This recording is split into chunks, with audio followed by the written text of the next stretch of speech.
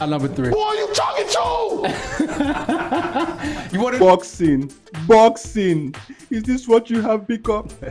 Now listen, I don't know what happened in this fight between Alexander Usyk and Daniel Dubois. All I know is that punch landed perfectly on his belt line, not below. Okay, the ref gave Usyk 5 minutes, 5 whole minutes to recover. Usyk eventually came back to beat Dubois in 9 rounds. But the big question is, what exactly is going on with boxing? Where is boxing headed to? Every other week, there's somebody caught for failing drug tests. Last week it was Alicia Baumgardner. This week it was Robert Helenius. First and foremost, Dylan White himself got popped for drugs just before the Anthony Joshua fight. That's how he got disqualified for the fight. And then Robert Helenius, his replacement, came in, fully juiced on something that nobody probably knows, which is also coming off the Conor Ben issue.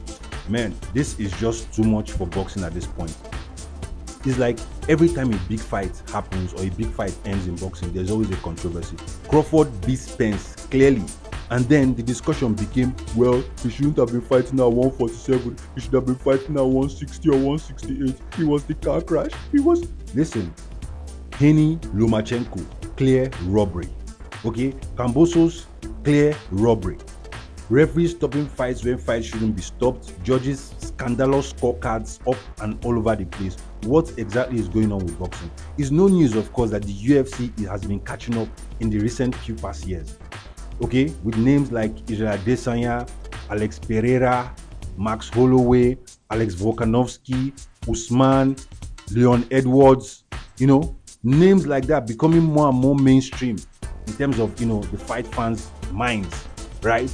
How does boxing even out? How does boxing clear this deficit? Because every other day, like I said, it's either a fighter is ducking another fighter in boxing, or the fights just take too long to get made, or somebody's getting popped for drugs, or there's just an excuse after the fight. He was weight drained or something like that. Anyway, in other news, Jared Anderson put on a blistering performance, his showmanship on full display as he annihilated his opponent within 5 rounds. Mine, man. So y'all can take it how y'all want. This is a business, this is a sport. I'm just doing my job. Displaying beautiful boxing, grabbing and sleeping, going to the body, making sure his footwork was correct and sound. I enjoyed that performance. For me, that was a better fight to even watch than the Usyk versus Dubois fight. Now, in other news, Lionel Messi once again proved the reason why he is the absolute and outright GOAT as far as football is concerned, as far as sports in general is concerned, because nobody can explain how he saw this pass to even think about it and make it in a split second the way he did. Unthinkable, unplayable, immeasurable, magnificent, excellent, any other words that haven't probably been used before on Messi, that you have to maybe invent a new dictionary for new words to describe the way this guy plays football. It's just out of this world. There's nothing like it. Do you think Tyson Fury and Francis Ngannou's fight serves boxing good in any way?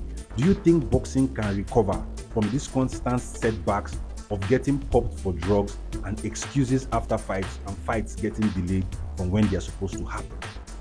Let me also know what you think about Lionel Messi's, pre-assist, which was otherworldly, in other words, out of this world. Let me know what you think in the comment section.